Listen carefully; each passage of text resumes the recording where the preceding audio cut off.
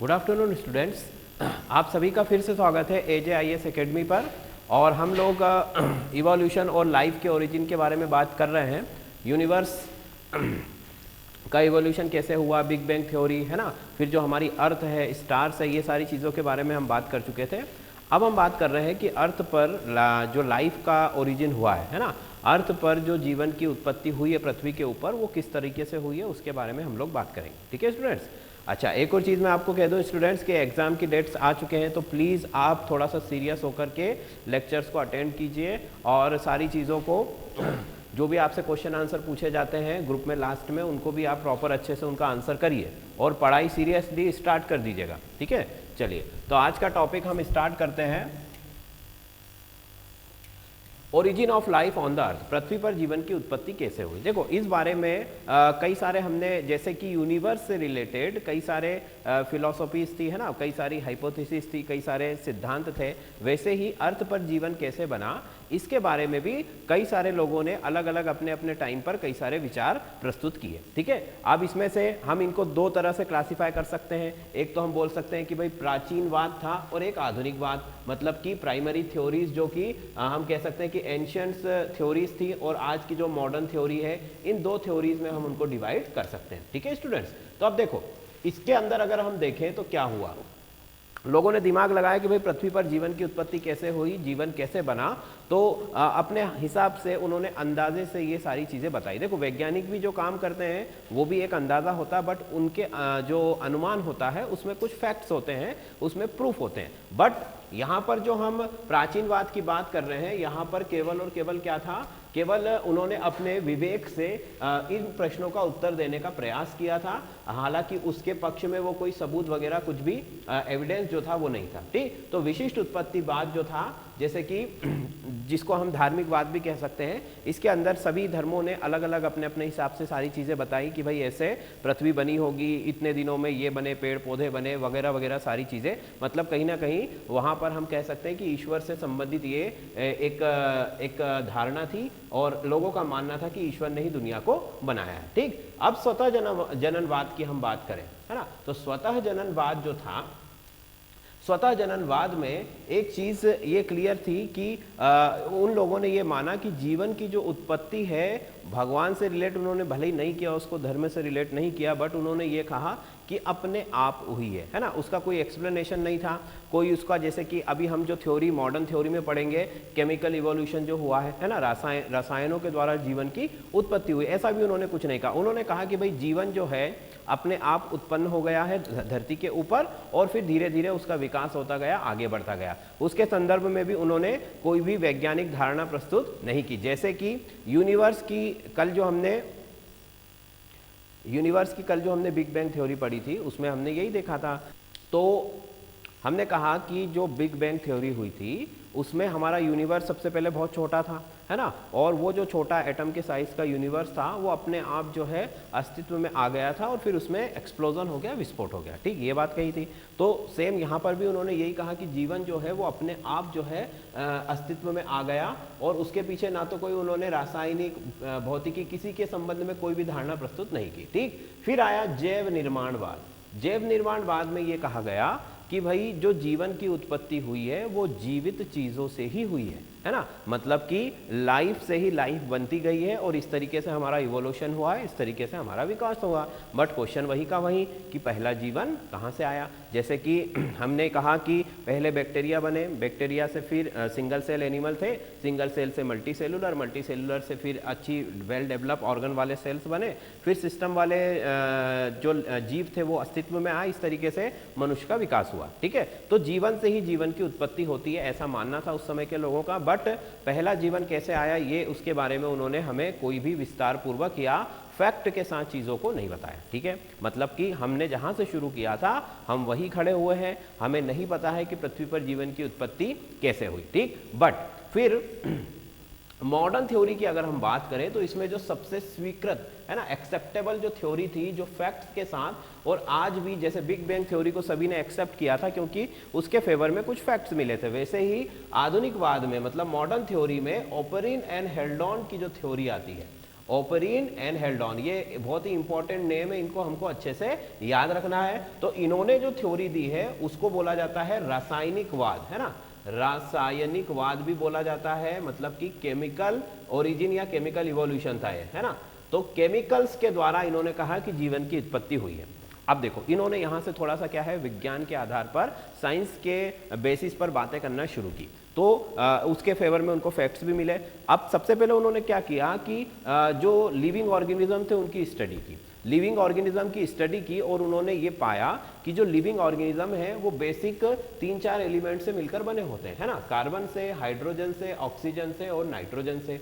ये 4 जो एलिमेंट है ये बिल्डिंग ब्लॉक्स एलिमेंट, इनको उन्होंने कहा, और इन्हीं के द्वारा समस्त जीवों का जो है निर्माण हुआ है, चाहे वो प्लांट्स हो, है ना, चाहे सिंगल सेल एनिमल्स हो, चाहे वो हमारे जैसे वेल डेवलप्ड एनिमल्स हो, कोई भी हो, इन चारों एलिमेंट्स के बिना लाइफ पॉसिबल नहीं है। पहले उन्होंने ऐसा अपनी स्टडी में पाया। ठीक, अब उन्होंने ये देखा कि कार्बन, हाइड्रोजन, ऑक्सीजन और नाइट्रोजन जो था ये जीवन के लिए बहुत ही आवश्यक तत्व है, आधारभूत तत्व है, बिल्डिंग ब्लॉक्स एलिमेंट्स है। ठीक, अब इससे पहले कि वो जीवन की उत्पत्ति के बारे में बताते, उन्होंने पृथ्वी की शुरू से लेकर आखिरी तक, है ना, क्योंकि जीवन लाइफ तभी आएगी तब वहां पर फेवरेबल कंडीशन होंगी, तो उन्होंने अर्थ पर जो फेवरेबल कंडीशन बनी वहां से उन्होंने शुरू किया कि वो कंडीशंस कैसे बनी और फिर उन कंडीशंस की वजह से वहां पर कैसे लाइफ इवॉल्व हुई। ठीक है, तो चलो, तो अब पहले उन कंडीशंस की हम बात करें।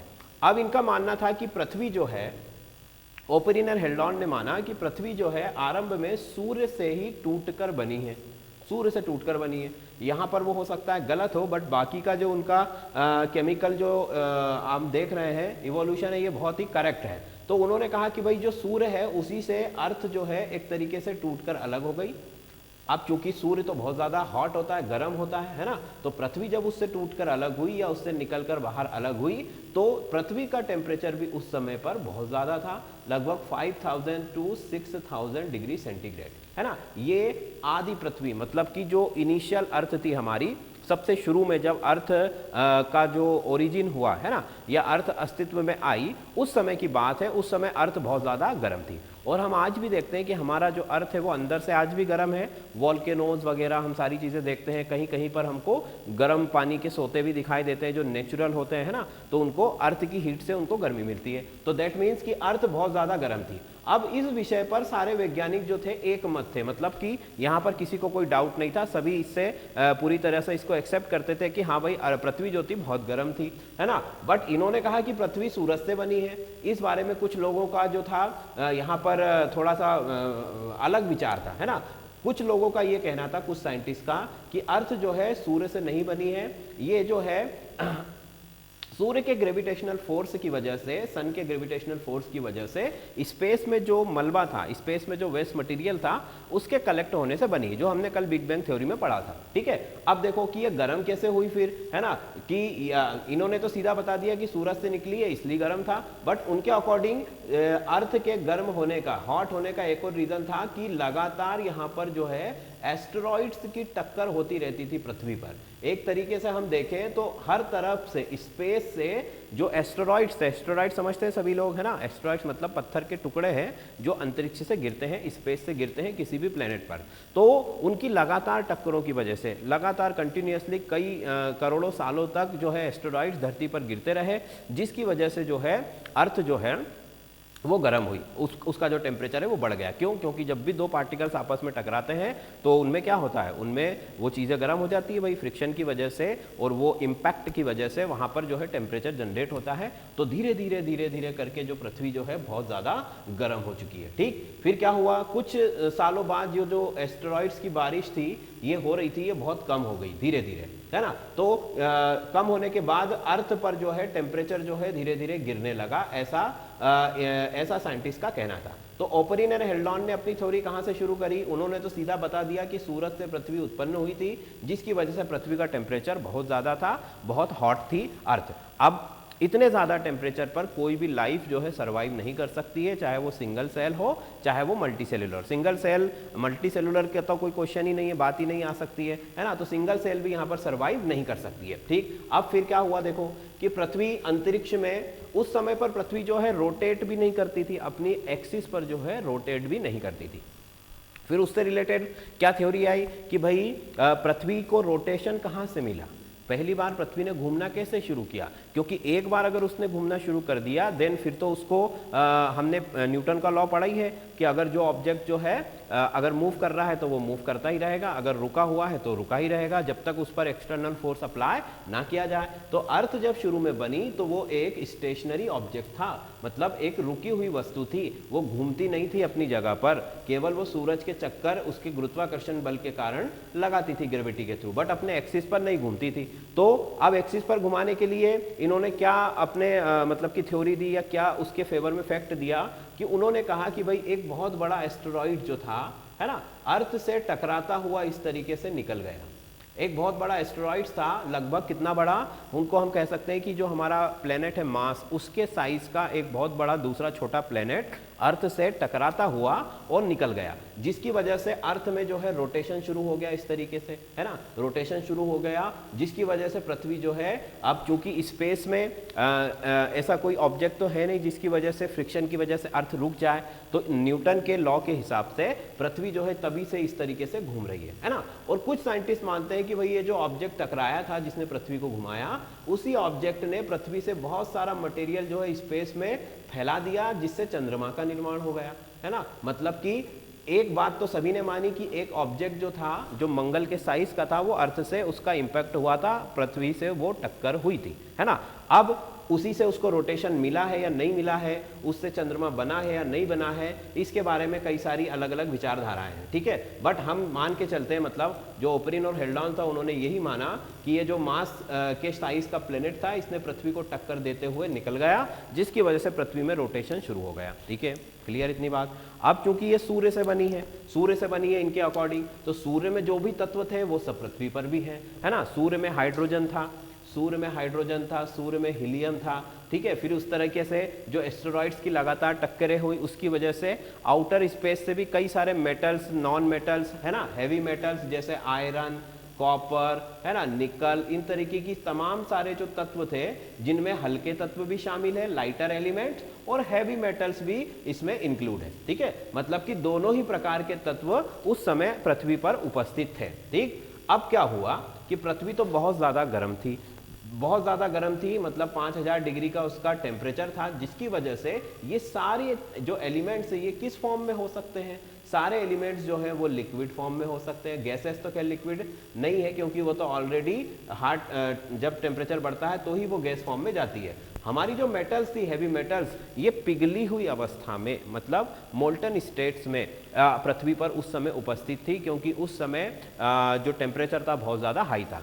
आयरन का जो मेल्टिंग पॉइंट होता है वो लगभग 700-800 के आसपास होता है, मतलब उसके लेवल से भी बहुत ऊपर था। तो इस वजह से लोहा, कॉपर और निकल, ये सारी चीज़ें जो है बहुत ज़्यादा गर्म होने की वजह से पिघली हुई अवस्था में थी।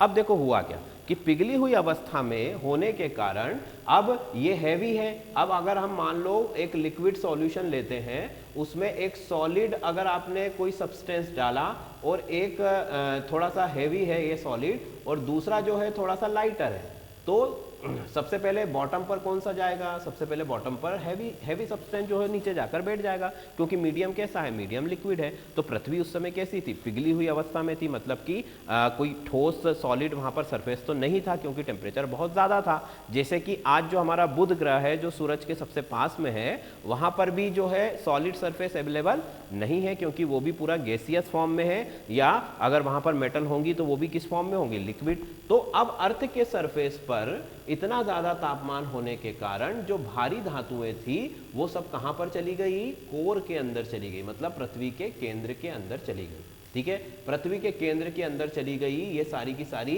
हैवी मेटल्स नीचे जाकर के, या बॉटम में, या पृथ्वी के कोर, बॉटम तो खैर हम नहीं बोल सकते क्योंकि पृथ्वी तो गोल है, तो कोर में जाकर के जो है वो सेटल डाउन हो गई। अब क्या हुआ कि पृथ्वी तो लगातार घूम रही है ना, पृथ्वी क्या हो रही है, घूम रही है। तो घूमने की वजह से ये सारी मेटल्स भी क्या हो रही है, घूम रही है उसके साथ कोर के अंदर।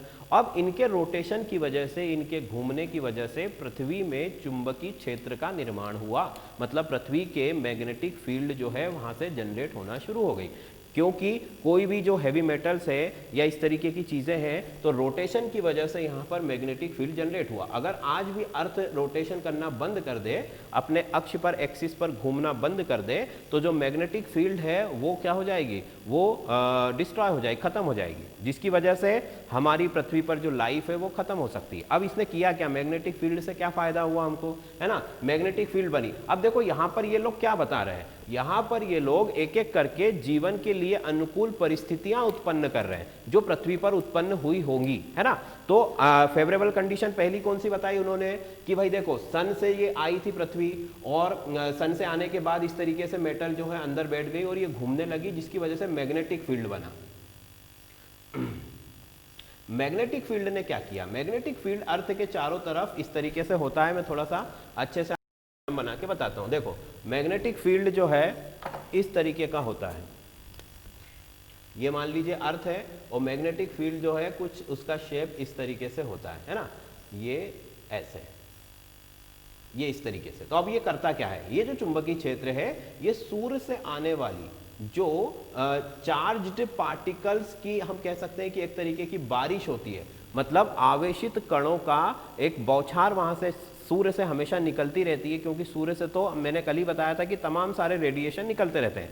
तो जो चार्ज पार्टिकल्स हैं, है ना, जो सोलर फ्लेयर्स हैं, बड़े बड़े धमाके सूर्य में होते रहते हैं, तो उसकी जो एक तरीके से हम कह सकते हैं उसकी जो हीट थी, उसकी जो तपन थी, जो चार्ज पार्टिकल्स थे, उन पार्टिकल्स को जो है ये स्पेस में इस तरीके से रिफ्लेक्ट कर देती है ना। तो ये पहला कदम हो गया फेवरेबल कंडीशन के फेवर में, क्योंकि अगर फेवरेबल कंडीशन नहीं आएंगी तब तक अर्थ पर लाइफ पॉसिबल नहीं है। तो इस मैग्नेटिक फील्ड ने जो कि धरती के घूमने की वजह से बनी है, उसने क्या किया कि एक कंडीशन यहां पर जनरेट कर दी जो लाइफ के लिए, लाइफ के फेवर में थी। कौन सी कंडीशन, कि उसने सन से आने वाले जो चार्ज पार्टिकल्स हैं, है ना, जो सोलर फ्लेयर्स हैं, उनसे हमारी रक्षा कर ली, पृथ्वी की रक्षा कर ली। ठीक, चलो फिर आगे चलो। तो मैग्नेटिक फील्ड बन गई पृथ्वी के घूमने की वजह से। अब क्या हुआ, अब ये जो हेवी मेटल्स थे उन्होंने तो अर्थ का कोर तैयार कर दिया, और जो लाइटर मेटल्स थे जैसे हाइड्रोजन है आपकी, है ना, हाइड्रोजन बन चुकी है, उसके बाद में जो है आपका नाइट्रोजन बन चुकी है,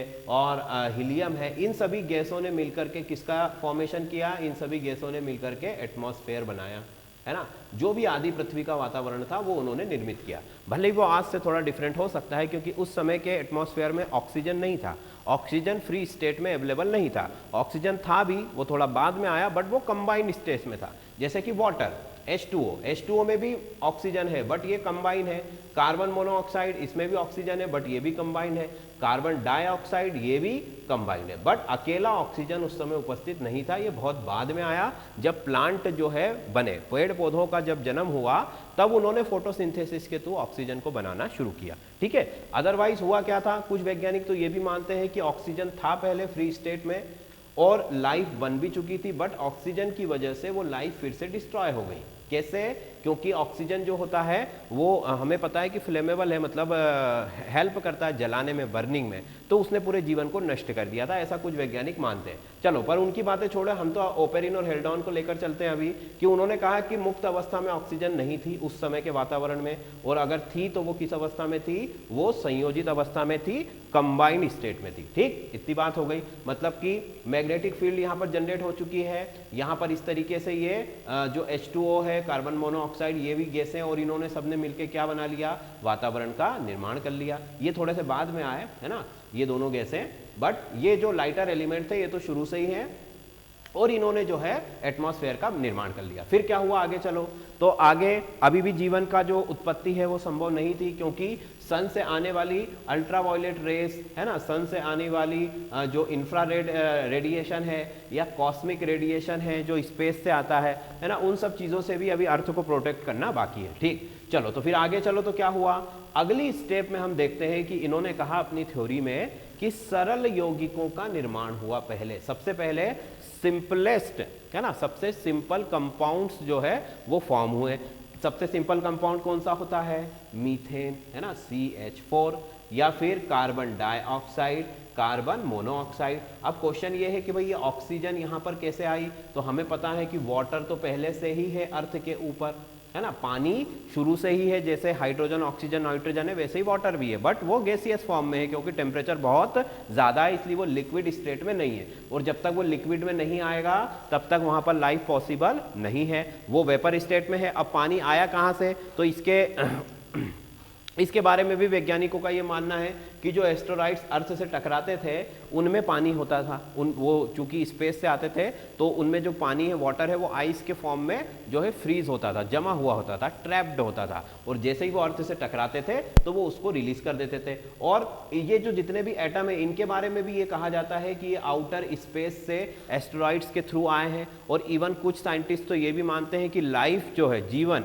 तो वो भी स्पेस से आया है एस्टेरॉइड्स के थ्रू, और अर्थ पर आकर के जो है जीवन की उत्पत्ति इस तरीके से हुई है, ऐसा भी कुछ लोगों का मानना है। ठीक है, चलो, तो अब सिंपलेस्ट यौगिकों का या सिंपलेस्ट कंपाउंड्स का फॉर्मेशन हुआ, जिसमें सबसे पहले मीथेन गैस है ना। मीथेन गैस हमें आपको बता दूं कि जो मार्स पर नासा ने क्यूरोसिटी रोवर भेजा है ना, जो नासा ने एक रोवर भेजा है मार्स के ऊपर, वहाँ की जो है मिट्टी वगैरह की सैंपलिंग करने के लिए, तो वहाँ की मिट्टी में भी उसको जो है मीथेन गैस के ट्रेसेस मिले हैं, मतलब कि मार्स पर भी मीथेन गैस मिल चुकी है, बट वो बहुत ही कम अमाउंट में है। और उससे फिर वो ये अंदाजा लगाने की कोशिश कर रहे हैं कि हो सकता है मार्स पर भी लाइफ हो। तो अर्थ पर मीथेन गैस अवेलेबल है, अर्थ पर कार्बन डाइऑक्साइड अब आ चुकी है, और ये जो ऑक्सीजन है ये सब कहाँ से मिल रही है, इनको वाटर से मिल रही है। ऑक्सीजन फ्री स्टेट में वहां पर एग्जिस्ट नहीं करती है अभी। ठीक, फिर धीरे धीरे क्या हुआ कि इन कंपाउंड के बनने के बाद नाइट्रोजन बेस्ड कंपाउंड्स का फॉर्मेशन हुआ। नाइट्रोजन बेस्ड कंपाउंड मतलब ऐसे कंपाउंड जिनमें नाइट्रोजन है ना, जैसे कि N जो नाइट्रोजन है वो जिसमें भी होती है हम उसको कह सकते हैं कि नाइट्रोजन बेस्ड कंपाउंड है। तो अभी तो खैर हैवी कंपाउंड की हम बात नहीं करते, जैसे यूरिया वगैरह उसमें भी नाइट्रोजन होती है सभी में। अमीनो एसिड है जो कि सिंपलेस्ट है, उसमें भी नाइट्रोजन होती है। तो कुछ सिंपल नाइट्रोजन बेस्ड कंपाउंड्स थे, उनका जो है फॉर्मेशन हुआ इन्हीं के साथ। ठीक, ये अगला स्टेप था। पहले क्या हुआ, अब इन सब के दौरान क्या हो रहा है कि अर्थ का टेम्परेचर धीरे धीरे कम होता जा रहा है। क्यों कम हो रहा है, क्योंकि अर्थ स्पेस में है, और स्पेस में जो है, स्पेस तो हमें पता है कि स्पेस में बहुत कूल्ड, एक तरीके से बोल सकते हैं कि स्पेस बहुत ठंडा होता है ना। तो वहाँ पर जो अर्थ का जो टेम्परेचर है, जो रिलीज है वो हीट, वो रिलीज होती जा रही है ना, धीरे धीरे रिलीज हो रही है, और कई लाखों सालों में पृथ्वी जो है वो धीरे धीरे करके ठंडी हो रही है। और ठंडी होने के साथ साथ ही ये सारी चीजें भी वहाँ पर बनती चली जा रही हैं, ऐसा इन लोगों ने हमको बताया। ठीक, फिर अगली स्टेप में उन्होंने क्या कहा कि भाई ये सब चीज़ों का निर्माण हो गया, सिंपलेस्ट कंपाउंड्स का फॉर्मेशन हो गया। अब नेक्स्ट वो कहते हैं कि अगली स्टेप में समुद्र, नदी, पर्वत, इन सब चीज़ों का और थोड़े से कॉम्प्लेक्स कंपाउंड का फॉर्मेशन हुआ। अब समुद्रों का निर्माण कैसे हुआ पृथ्वी के ऊपर, वो देखो, तो पानी चूंकि बहुत ज्यादा है पृथ्वी पर पहले से ही, और बट वो किस फॉर्म में था, वाटर के फॉर्म में था, सॉरी वेपर के फॉर्म में था। तो वेपर के फॉर्म में मतलब H2O एटमॉस्फेयर में था। अब जैसे ही टेम्परेचर धीरे धीरे डाउन हुआ तो ये जो वेपर है, जो गैस है, ये किस में कन्वर्ट हुई, गैस किस में कन्वर्ट हुई, लिक्विड में कन्वर्ट होने लगी। कंडेंसेशन हमने पढ़ा है कि गैस को जैसे ही थोड़ा सा टेम्परेचर मिला, देखो हुआ किस तरीके से, उसको आप समझने की कोशिश करो कि धरती घूम रही है अपनी धुरी पर, ये सब कल्पना वाली चीजें है ना, इमेजिनेशन आपको करना पड़ेगा। तो अर्थ जो है घूम रही है ना। अब घूमने की वजह से सन तो सामने है, तो सन के सामने वाला जो हिस्सा है वहां पर तो टेम्परेचर ज्यादा ही रहेगा दिन के समय, बट जो पीछे वाला जो हिस्सा है यहाँ पर ये चीजें पॉसिबल है, क्योंकि यहाँ पर कोई प्रॉपर एटमॉस्फेयर तो है नहीं, इसलिए जितनी जल्दी टेम्परेचर बढ़ता था अर्थ का उतनी ही जल्दी कम भी हो जाता था। तो वहां पर जो पिछले वाले हिस्से में H2O जो गैस फॉर्म में थी वो लिक्विड फॉर्म में कन्वर्ट होने लगी। ठीक है, बट जैसे ही ये घूमकर इस तरफ आता था सुबह के समय, फिर से वो वेपोराइजेशन होकर के वाटर जो है वापस कहाँ चला जाता था, एटमॉस्फेयर में चला जाता था। तो ये जो घटना है, गैस से लिक्विड बनना, लिक्विड से वापस गैस बनना, ये कई सालों तक चलती रही, जब तक कि दिन के समय का भी तापमान इतना कम ना हो गया कि उसमें जो लिक्विड वाटर है वो एग्जिस्ट कर सके। ठीक है, तो ये घटना चलती रही कि पहले गैस से लिक्विड बना, फिर दिन हुआ तो वापस लिक्विड से क्या बन गया, गैस बन गया। ये सारी चीजें बहुत सालों तक चलती रही। फिर तब कहीं जाकर अर्थ का टेम्परेचर बहुत कम हुआ है ना, डिक्रीज होता गया टेम्परेचर। तो दिन के समय में भी, मतलब कि सनलाइट की प्रेजेंस में भी हमारा जो वाटर था वो लिक्विड स्टेट में जो है बनने लगा, है ना। और लिक्विड स्टेट में चूंकि बहुत ज़्यादा अमाउंट में था, तो इसीलिए इस तरीके से हम कह सकते हैं कि महासागरों का वहाँ पर निर्माण हो गया, समुद्रों का, नदियों पर्वतों, नदियों का मतलब रिवर्स का जो है, रिवर्स मतलब कि क्या, जैसे ही कोई जगह या गड्ढा मिला वहाँ पर पानी ऊपर से बारिश हुई गिरा, तो वो तालाब या नदी का रूप उसने ले लिया। और चूंकि समुद्र जो है ना, ऐसा कहा जाता है कि जो एस्टेरॉइड्स की बार बार इम्पैक्ट होती थी अर्थ के ऊपर, और जो मास के बराबर का जो एस्टेरॉइड जो है अर्थ से टकराया था, उसने धरती के ऊपर बहुत बड़ा गड्ढा कर दिया, है ना। मतलब अर्थ जो है उसके ऊपर एक बहुत बड़ा स्पेस उसने इस तरीके से एक इम्पैक्ट डाल के चला गया, गड्ढा बनाकर चला गया, और उसी गड्ढे में जो है बारिश का पानी भरता गया कई सालों में, और जिसकी वजह से उसने किसका रूप ले लिया, समुद्र का रूप ले लिया। और शुरू में ऐसा भी मानते हैं वैज्ञानिक कि समुद्र का पानी जो था वो उतना ज़्यादा सॉल्टी भी नहीं था, खारा भी नहीं था, क्योंकि लाइफ वहाँ पर थी नहीं, तो लाइफ नहीं थी, तो इसीलिए वहाँ पर जो है जो हम कह सकते हैं कि वेस्ट मटेरियल वो नहीं प्रोड्यूस होता था, जिसकी वजह से उतना ज़्यादा सॉल्टी वाटर नहीं था, ठीक है। बट सॉल्टी तो था, और साथ ही में हॉट, मतलब कि गर्म था, और थोड़ा सा उसमें लवण उपस्थित थे, ठीक, मतलब कि सॉल्टी वाटर था। तो ये सब चीज़ें आपको समझ में आ गई कि समुद्र और नदियों का निर्माण कैसे हुआ। अब पर्वतों की बात करें कि पर्वतों का निर्माण कैसे हुआ होगा, तो पर्वतों के निर्माण के संदर्भ में उन्होंने बताया भाई कि जो माउंटेन्स थे वो इस तरीके से बने होंगे कि अर्थ का जैसे ये सरफेस है, तो यहाँ से वॉल्केनो या जो ज्वालामुखी होता है वो फटा, है ना। तो जैसे ही ज्वालामुखी फटा तो अर्थ का ये जो सरफेस है इस तरीके से हो जाता है ना। फिर कई सालों तक इस तरीके से मटेरियल के जमा होने की वजह से माउंटेन्स का जो है फॉर्मेशन हुआ, पर्वतों का निर्माण हुआ, है ना। फिर इनकी एक और थ्योरी है कि भाई जो टेक्टोनिक प्लेट्स होती है ना, जैसे हमें पता है कि अर्थ जो है वो टेक्टोनिक प्लेट्स से इस तरीके से बनी हुई, जो हमारे महाद्वीप होते हैं, है ना, वो क्या करते हैं, वो एक तरीके से हम कह सकते हैं कि 6-7 टुकड़े हैं जो समुद्र के ऊपर तैरते रहते हैं, उसी को हम महाद्वीप कहते हैं। एशिया हो गया, है ना, उत्तरी अमेरिका, दक्षिणी अमेरिका, जो भी हम सबको पता है। तो वो जब महाद्वीप की जो लाइनिंग है, जो लिमिट्स है, या जो हम कहें कि बाउंड्रीज हैं, वो आपस में इस तरीके से टकराई, है ना। तो आपस में जब वो टकराई तो यहाँ से इस तरीके से उभार बन गया पृथ्वी के ऊपर, है ना। जैसे ही वो आपस में, जैसे एक ये टेक्टोनिक प्लेट है, दूसरी ये टेक्टोनिक प्लेट है, जब ये आपस में इस तरीके से टकराई, चूंकि ये समुद्र में तैरते रहती हैं, तो आपस में ये एक दूसरे से रगड़ाती या टकराती रहती है, तो जिसकी वजह से यहाँ पर किस तरीके का निर्माण हुआ, माउंटेन्स का निर्माण हुआ। और ये वाली जो थ्योरी थी, ये बहुत ज़्यादा एक्सेप्टेबल थी इसके कंपैरिजन में, क्योंकि वॉल्केनोस से इतनी बड़ी बड़ी जो माउंटेन रेंज है हाइट में, वो नहीं बन सकती है ना। छोटा मोटा हाइट का हम मान सकते हैं कि माउंटेन बन सकता है वॉल्केनो के फटने से, बट इतना ऊंचा और इतनी लंबी रेंज का जो माउंटेन है ना, बहुत लंबी लंबी पर्वतमालाएं हमें पता है हमारे यहाँ पर भी और विदेशों में भी, तो उनका निर्माण इस तरीके की टेक्टोनिक प्लेट्स के आपस में जैसे ही वो टकराई तो इस तरीके से वो ऊपर उठती चली गई, है ना।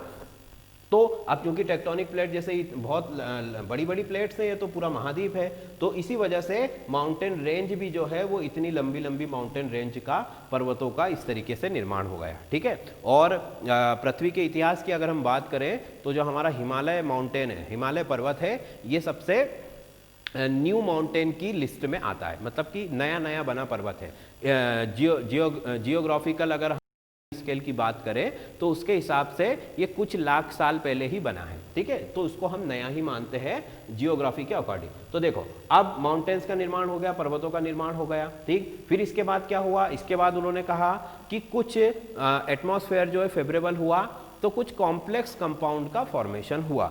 देखो टेम्परेचर जब ज़्यादा होता है तो क्या होता है, टेम्परेचर जब ज़्यादा होता है तो कोई भी कॉम्प्लेक्स कंपाउंड नहीं बन पाता है, क्योंकि वो वापस डिसोशिएट हो जाता है, टूट जाता है, तापमान ज़्यादा होने की वजह से वो टूट जाता है। बट जैसे जैसे तापमान कम हो रहा है तो कुछ कॉम्प्लेक्स कंपाउंड्स का भी फॉर्मेशन हुआ, जटिल यौगिकों का निर्माण हुआ।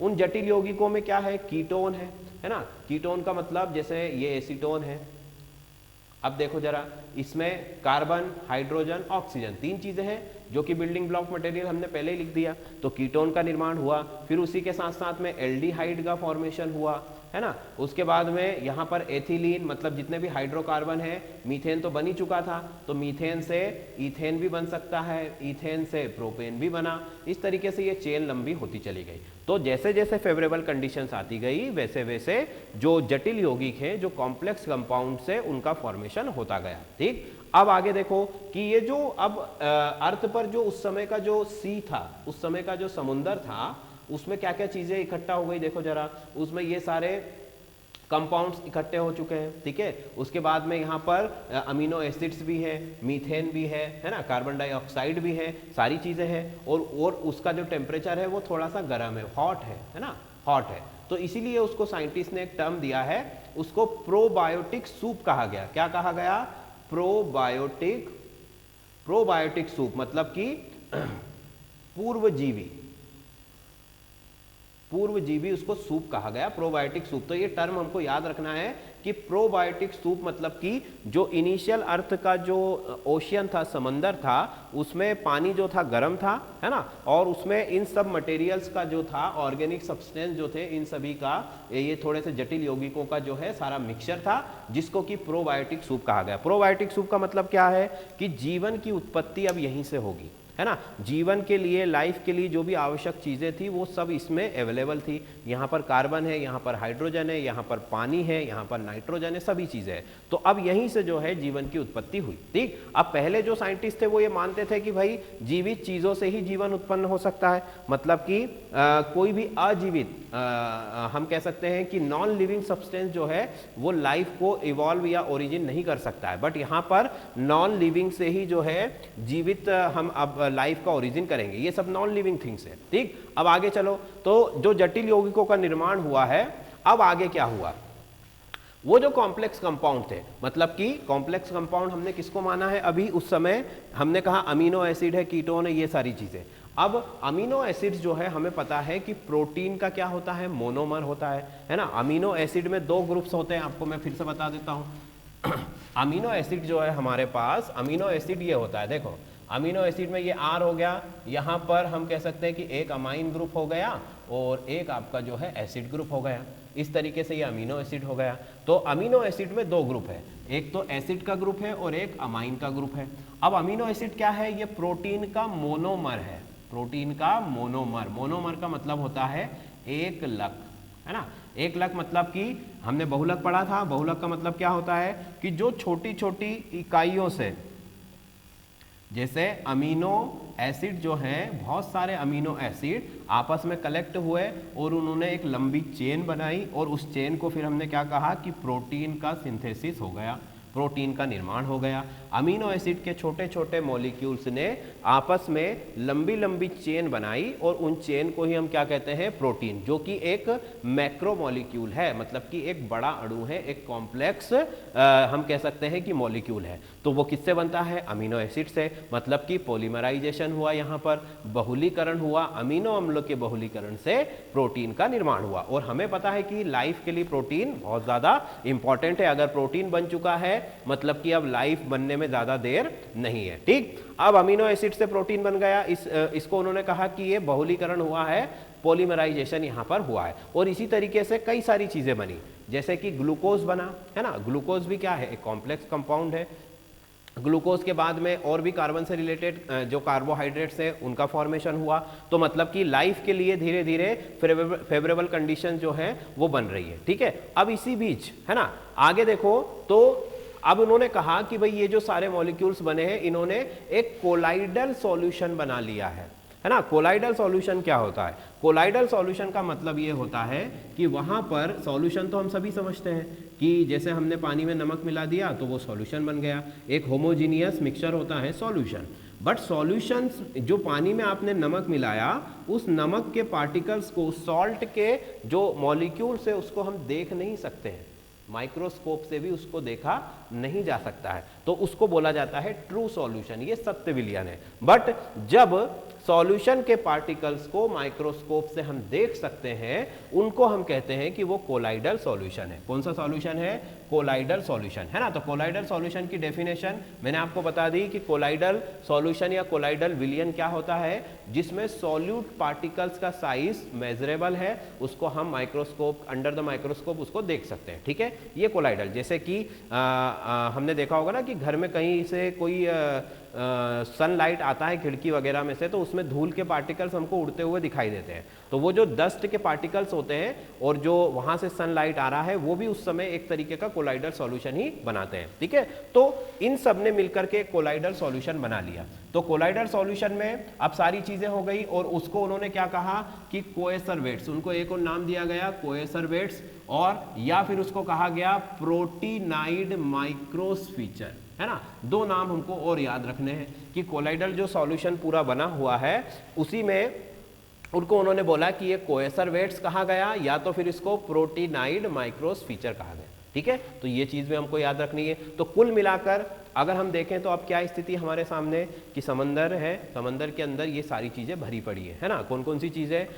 कुछ कॉम्प्लेक्स कंपाउंड है, कुछ सिंपल कंपाउंड्स है, ऊपर एटमॉस्फेयर में जो है गैसेस हैं, और साथ में जो है आपका जो समुद्र है उसका पानी का टेम्परेचर भी जो है अब धीरे धीरे कम होता जा रहा है, ठीक है, फाइन। चलो फिर आगे चले तो फिर क्या हुआ कि प्राथमिक जीव का निर्माण। सबसे पहले अब ये सारी चीजें जो थी, इनसे मिलकर जो है जीवन की उत्पत्ति हो गई, है ना। मतलब कि जीवन के लिए जो जो चीजें जरूरी थी वो सब उस समुद्र में, जो गर्म पानी का जिसको हम सूप कह रहे हैं, उस सूप में ये सारी चीजें थी, जिसकी वजह से वहां पर जीवन की उत्पत्ति हो गई। मतलब कि इनऑर्गेनिक, अजीवित चीजों से एक जीवित लिविंग ऑर्गेनिज्म का फॉर्मेशन वहां पर हो गया, ठीक है।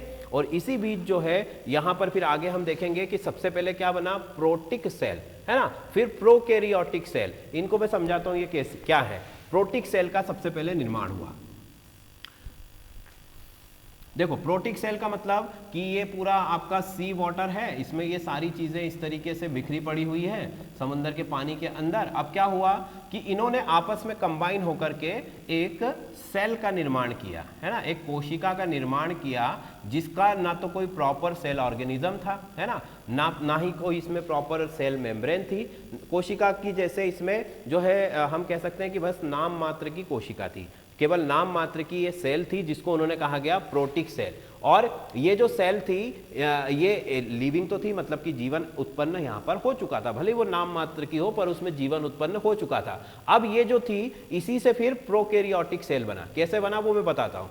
प्रोटिक सेल जो थी वो भी हेट्रोट्रॉप्स थी, मतलब विषम पोषी थी। भाई वो जिस सूप से बनी थी उसी सूप को वो खाती थी, मतलब उसका जो फूड था, सेल को भी फूड चाहिए होता है भाई, तो सेल का जो भोज्य पदार्थ था, फूड था, वो यही सूप था, वो इसी को खाती रहती थी। तो अब हुआ क्या कुछ दिनों में, ठीक है, कि ये उसको प्रॉपर भोज्य पदार्थ मिलने के कारण, प्रॉपर न्यूट्रिशन मिलने के कारण वो डेवलप होती गई, जिसकी वजह से वो किस में कन्वर्ट हो गई, फिर थोड़ा सा उसमें डेवलपमेंट होने लगा और वो प्रोकैरियोटिक सेल बन गई। प्रोटिक सेल से क्या बन गई, प्रोकैरियोटिक सेल बन गई। फिर क्या हुआ कि प्रोकैरियोटिक सेल पूरे समंदर में जो पानी है वहां पर फॉर्म्स होने लगी। अब हुआ क्या कि उनका जो फूड था सबका, वो क्या था, ये सूप ही था, है ना, जो प्रोबायोटिक सूप हमने बताया, वही सूप को ये लोग पीते थे या खाते थे। तो धीरे धीरे जो सूप था उनके आसपास का जो रीजन था उसमें वो सूप कम होने लगा, मतलब कि उनका जो फूड मटेरियल था वो धीरे धीरे कम होने लगा। तो वो जो सेल्स है वो वापस क्या होने लगी, फिर वापस डिस्ट्रॉय होने लगी, क्योंकि उनको खाना मिलना बंद हो गया। तो फिर उन सेल्स में एक नया फीचर जो है डेवलप होने लगा कि वो अपना भोजन खुद बनाने लगी। मतलब कि अब उन्होंने देख लिया कि भाई अब हमें जो रेडीमेड फूड था वो हमारा खत्म हो रहा है। तो रेडीमेड फूड जब खत्म हो रहा है तो फिर उन सेल्स ने क्या डिसाइड किया कि हम अपना जो भोजन है, हमारा जो फूड है वो हम खुद बनाएंगे, है ना। और जैसे ही उन्होंने ये चीज़ उनके अंदर आई तो उनको हमने कहा कि ये ऑटोट्रॉप्स, मतलब स्वयं पोषी बन चुके हैं, है ना। स्वयं पोषी मतलब अपना फूड जो है वो खुद प्रिपेयर कर रहे हैं। कुछ ऐसा नहीं है जैसे पौधे बनाते हैं प्रॉपर फोटोसिंथेसिस के थ्रू, बट सनलाइट से और जो आसपास का मटेरियल था उसकी मदद से उन्होंने अपना भोजन बनाना खुद शुरू कर दिया। और इसी वजह से फिर उनको कहा गया कि ये स्वयं पोषी हो चुके हैं, ऑटोट्रॉप्स हो चुके हैं। पहले ये विषम पोषी थे, अब ऑटोट्रॉप्स हो चुके हैं। अब जैसे ये सेल्फ डिपेंड हो गए, अब इनको उस सूप में प्रेजेंट जो सब्सटेंस थे उनकी रिक्वायरमेंट नहीं रही, तो फिर इनका डेवलपमेंट जो है वो तेजी से होने लगा। भाई हमें भी पता है ना कि जब हम सेल्फ डिपेंड हो जाते हैं तो ही हमारा डेवलपमेंट अच्छे से हो पाता है, जब तक हम दूसरों पर डिपेंड रहेंगे तो हम डेवलप नहीं कर पाएंगे। तो वही चीज यहाँ पर थी, जब ये सेल्फ डिपेंड हो गई तो इस कोशिका ने अपने आप को जो है डिवाइड करना शुरू किया। पहले जो सेल्स थी, ये सेल्स जो अपने को डिवाइड नहीं कर सकती थी, डिवीजन नहीं हो सकता था इनमें, है ना, मतलब कि ये जो सेल थी इनमें विभाजन की जो फैसिलिटी थी वो नहीं थी। बट जैसे जैसे डेवलपमेंट हुआ तो उनमें विभाजन जो है वो होने लगा, मतलब कि एक सेल से दूसरी सेल्स, इस तरीके से कई सारी सेल्स बनने लगी। और जैसे जैसे सेल डिवीजन हुआ तो सेल ऑर्गन्स में भी डेवलपमेंट होने लगा। सेल ऑर्गन्स में डेवलपमेंट होने लगा मतलब कि वहां पर जो प्रोकैरियोटिक सेल थी वो किस में कन्वर्ट हो गई,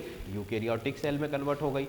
यूकैरियोटिक सेल मतलब एक वेल डेवलप्ड सेल जिसमें माइटोकॉन्ड्रिया होता है, जिसमें सेंट्रोसोम होता है, जिसमें न्यूक्लियस होता है, जिसमें राइबोसोम होता है, सारे सेल ऑर्गन होते हैं। तो प्रोकैरियोटिक में तो सेल ऑर्गन्स की कमी होती है, बट यूकैरियोटिक सेल में अब सेल ऑर्गन भी है, वो अपना फूड भी खुद बना रही है और साथ ही में डिवीजन भी कर रही है। तो जिसकी वजह से क्या हुआ, फिर आगे चल के धीरे धीरे उनमें इवोल्यूशन शुरू हुआ और सबसे पहले जो है प्लांट्स का फॉर्मेशन हुआ, है ना। प्लांट्स, पेड़ पौधों का जन्म हुआ उन्हीं यूकैरियोटिक सेल से, है ना। तो अब देखो ये सारी चीजें ये लाखों करोड़ों सालों में हुई है, बट अभी तो हमको एक ही लेक्चर में सब पढ़ना है, इसलिए मैं आपको सारी चीजें ये बता रहा हूं फटाफट, है ना। अब प्लांट्स का निर्माण हुआ किससे, इन्हीं यूकैरियोटिक सेल्स से प्लांट का निर्माण हुआ। और जैसे ही पौधों का निर्माण हुआ तो क्या शुरू हो गया, प्रकाश संश्लेषण।